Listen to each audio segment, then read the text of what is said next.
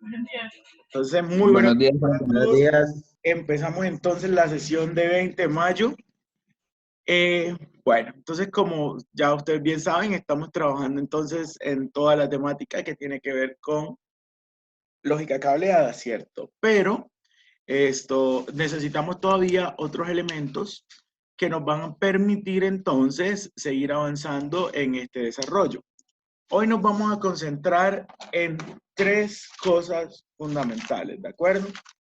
Entonces, la primera cosa que nosotros vamos a empezar a trabajar tiene que ver con el grado de protección IP, ¿de acuerdo? El grado de protección IP de los cuadros eléctricos, que no lo hablamos en la clase pasada.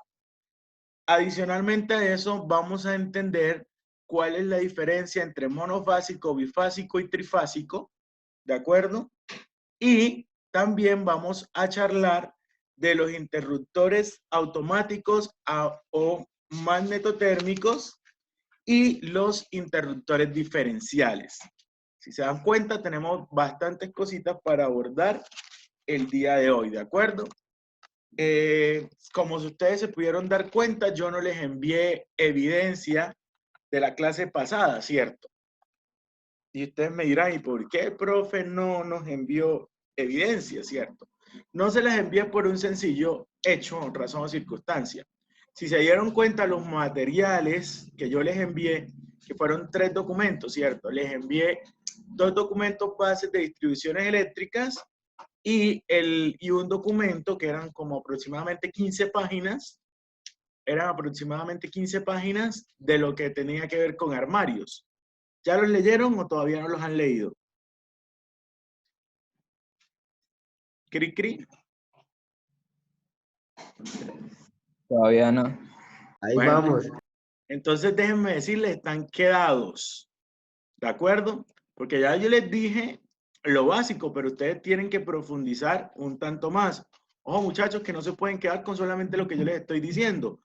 Yo voy en una clase pues de hora y media, de 2 horas, que podría ser lo máximo que uno se está demorando en esto. Yo voy a toda, así que es necesario que ustedes complementen su formación. Complementen y lean lo que tienen que ver. Acuérdense que el SENA como tal, eso reconoce las diferentes fuentes del conocimiento, que cuáles son el instructor, el trabajo colaborativo, el trabajo autónomo, las TICs. Entonces, ojo con eso, hay que leerlo, porque ya les hice una explicación, pero necesito que lean el resto de cosas y se pongan, al corriente, hagan lo propio en lo que les hace falta, ¿de acuerdo?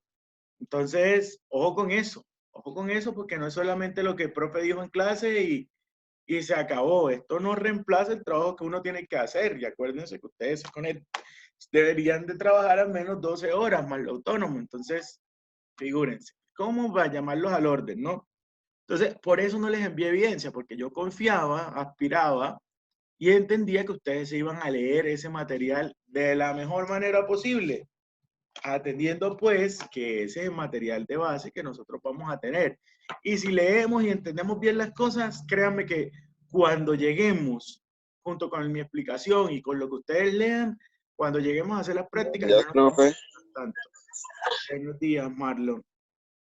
Entonces, no nos vamos a demorar tanto, no nos toca devolvernos a explicar todo, porque ya lo apropiamos. Entonces, de eso se trata.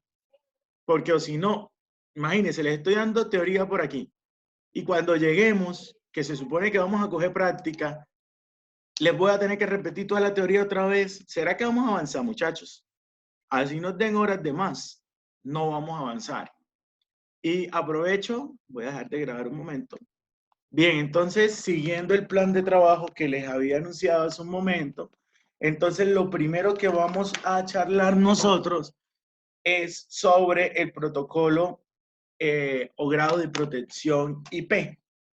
El grado de protección IP realmente es una norma, ¿de acuerdo?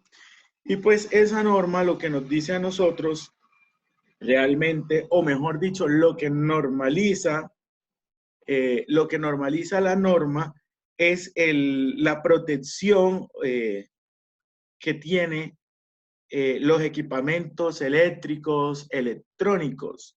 ¿De acuerdo? Esto aplica también para quién, y aplica para todo lo que tiene que ver con sensores, medidores, controladores, en fin, cualquier tipo de componente. Entonces, insisto, es una norma real que lo que nos dice es los datos técnicos del equipamiento.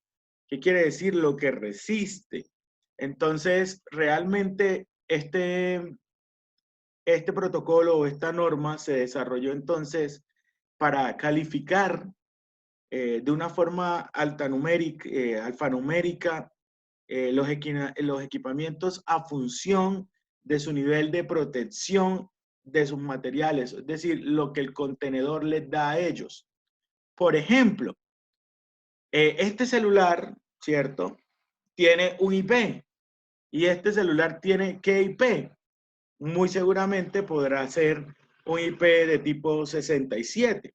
Entonces, ¿qué significa cuando nosotros hablamos del IP? Entonces, la palabra IP viene del inglés Ingress Protection, ¿de acuerdo? Entonces, contra qué está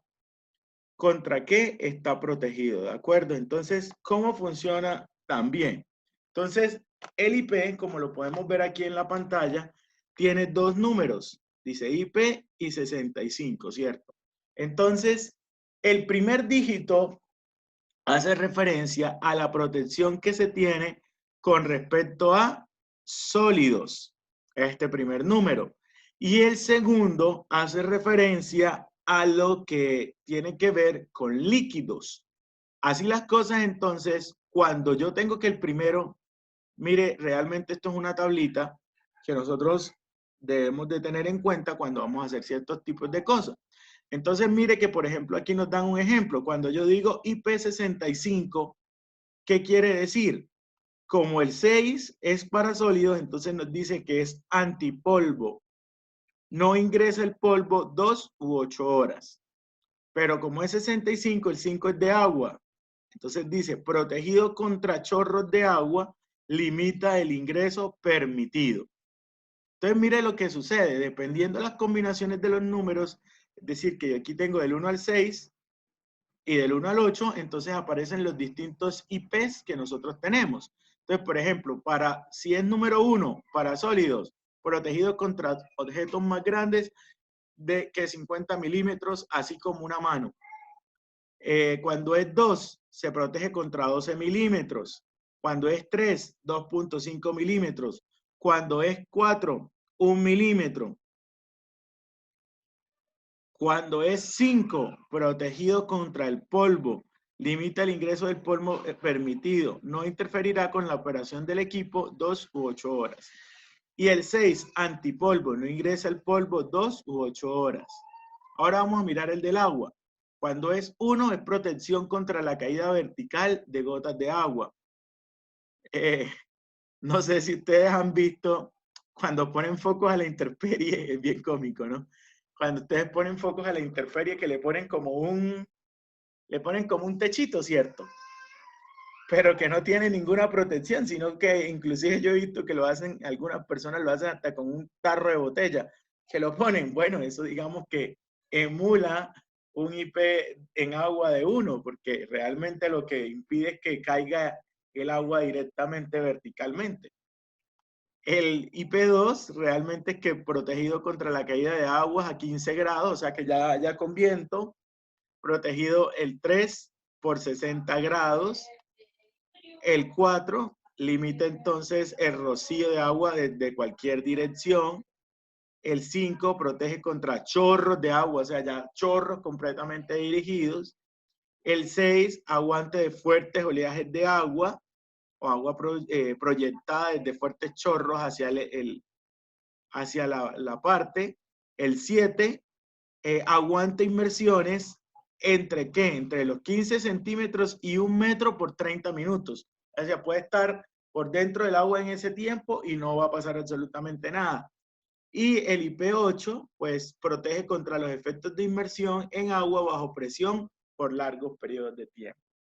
Esta parte es muy importante, porque inclusive esto no solamente se aplica para la lógica cableada, se aplica para todo, porque dependiendo del tipo de lugar donde usted vaya a instalar, sea el sensor, el actuador, el controlador, el panel eléctrico, lo que sea, usted tiene que tener un grado de protección IP que le permita responder a las necesidades del entorno. Entonces, este pedacito es muy importante porque siempre tenemos que tenerlo. O sea, imagínese si usted llegase a hacer un programa con Arduino, por ejemplo, se me ocurre, y que usted pretenda poner el Arduino ahí, como digamos en una fábrica, como cosa perdida. Entonces que usted lo vaya a poner, ahí con sus cables abiertos y expuestos. ¿Se puede? No, no se puede. Eso hay que ponerlo en un contenedor que tiene que tener unos grados de protección IP. Por ejemplo, ¿dónde es crítico? Y es ahí donde nosotros los vemos. Imagínese que usted trabaja en una fábrica de harinas. Cuando usted entra en una fábrica de harinas, el polvo que hay es grandísimo porque los granos de harina se dispersan con una facilidad enorme. Entonces, ¿qué es lo que va a suceder? Si usted no tiene en cuenta eso, usted no toma un grado de protección IP de, por ejemplo, de tipo 6, de antipolvo, pues ¿qué es lo que va a pasar? Cualquier controlador, cualquier tipo, se va a llenar de harina por dentro y ¿qué es lo que va a pasar? Eso termina aislándose y no sirve. Entonces, esto es importante porque cualquier tipo de conexión o cualquier tipo de elemento, usted tiene que estar pendiente del grado de protección. Por eso vienen los sensores de tipo industriales, porque nosotros no podemos dar la papaya entonces de poner algo que no responda a las necesidades del medio, porque si el medio es muy agresivo, ¿qué es lo que va a suceder? Se va a tirar el controlador, el sensor, lo que ustedes quieran, ¿de acuerdo? Para que lo tengan inicialmente en cuenta. ¿Tenemos alguna pregunta, duda, comentario hasta el momento? No, señor. ¿El resto qué dice? No, profe.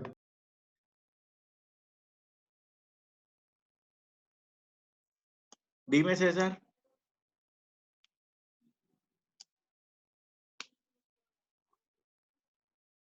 ¿Nos vas a comentar algo, César? Bueno, porcentajes de falla. Que tenga IP67 o que tenga cualquier tipo de IP, se supone que nos debe de garantizar. No debería haber ningún tipo de falla. ¿Por qué te lo digo esto? Porque esto está normalizado y cualquier persona que diga que tiene tal IP debe de cumplirlo porque es una norma. Entonces tú sencillamente lo que dices es, tú dices cuál es tu IP y esa es tu limitante, ¿de acuerdo? Pero no debe haber una limitante de eso porque cuando un fabricante lanza que tiene tal IP, tuvo que haberlo probado para esas características y no debe de tener ninguno. Sin embargo, ¿qué debo decir? Yo puedo decir que tengo IP67, pero tuve un problema de calidad y no lo detecté en la fábrica y de pronto no quedo con IP67, podría llegar a suceder.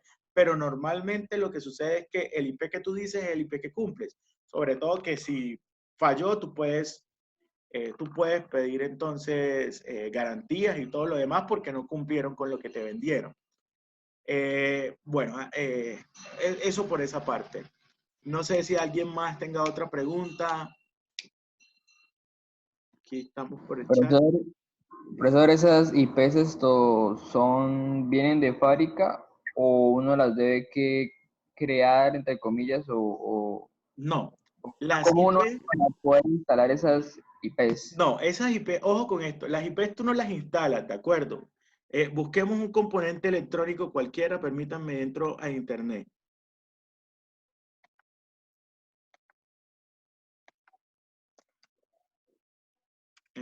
Busquemos un actuador.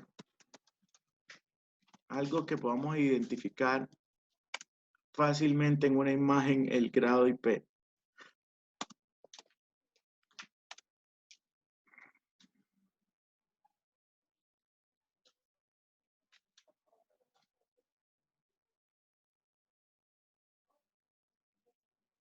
Mire, por ejemplo, es un actuador lineal, ¿de acuerdo? Entonces, ¿qué va a suceder? Tú no instalas el IP, nada. El IP, digamos que es una característica propia del componente. Así como este celular tiene un IP, este actuador lineal que yo te estoy mostrando también tiene un IP. Entonces mira lo que me dice, esta es la ficha de especificaciones que lo venden. Yo entré en Mercado Libre, ¿no? Pero usted puede buscar la ficha técnica de él. Y mire que aquí me dice Ingress Protection, me dice IP54. ¿De acuerdo? Miremos qué es un IP54.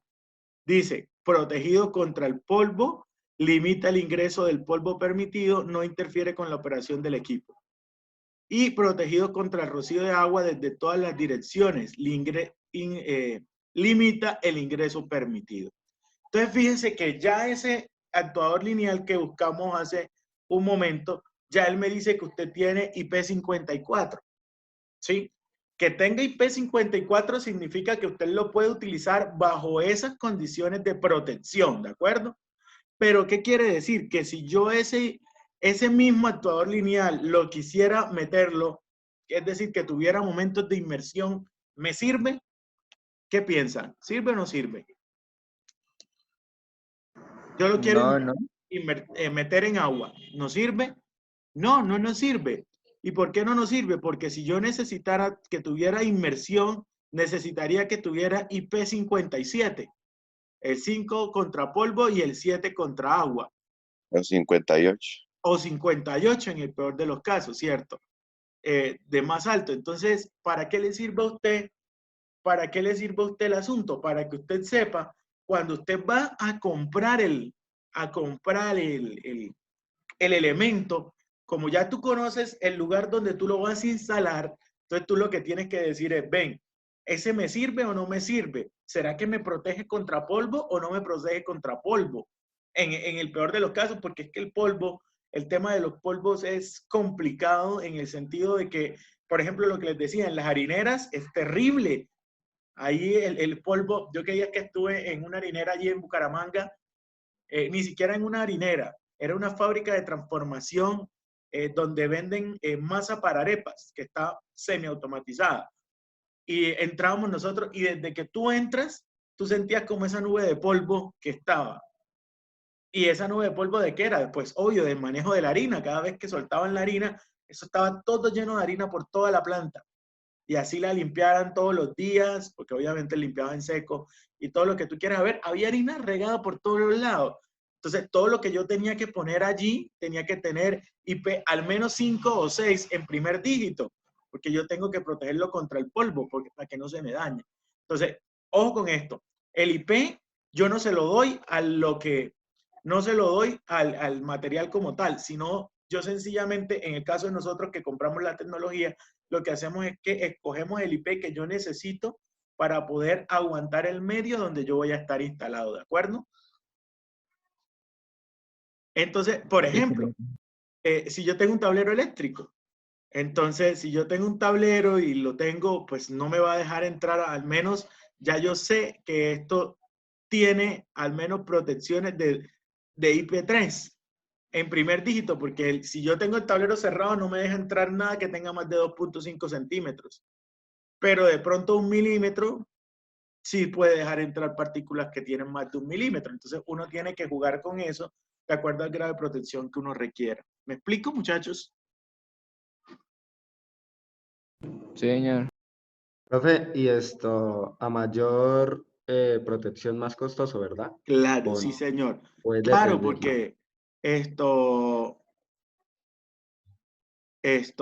sí, a mayor protección vale más, porque obviamente no es lo mismo que te proteja contra salpicaduras y fíjate en los celulares normalmente aguantan salpicaduras, inclusive tienen como hasta chorros de agua que les pueden caer, pero tú lo dejas caer en agua y automáticamente murió, ¿cierto? Él no tiene protección contra inmersión.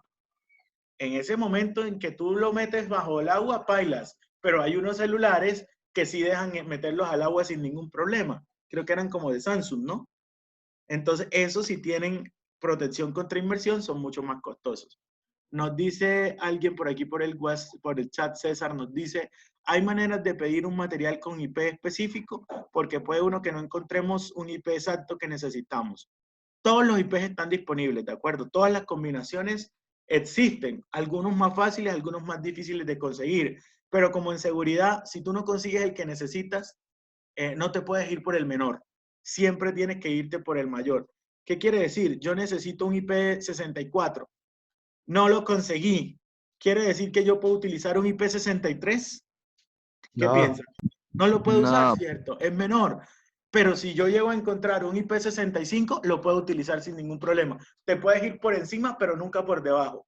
Porque en el momento en que te vayas por debajo, no puedes garantizar la protección mínima que tú necesitas, ¿de acuerdo?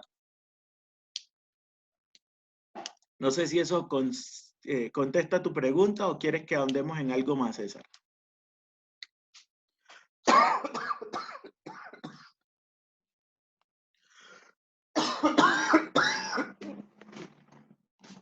Bien, entonces esta era la primera parte de la clase que tenía que ver entonces con el Ingress Protection, que es el grado IP de lo que nosotros vayamos a implementar.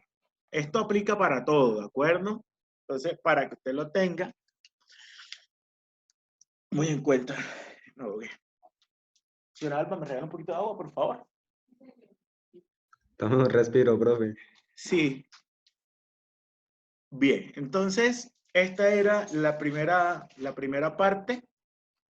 Voy a parar la videollamada ya, porque me quedan 5 minutos y en lo que sigue me voy a demorar mucho más.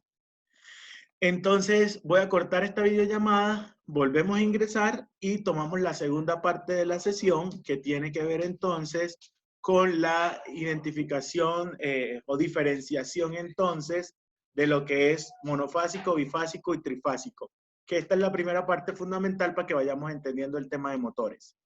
Entonces, cierro la llamada y entramos enseguida, ¿de acuerdo?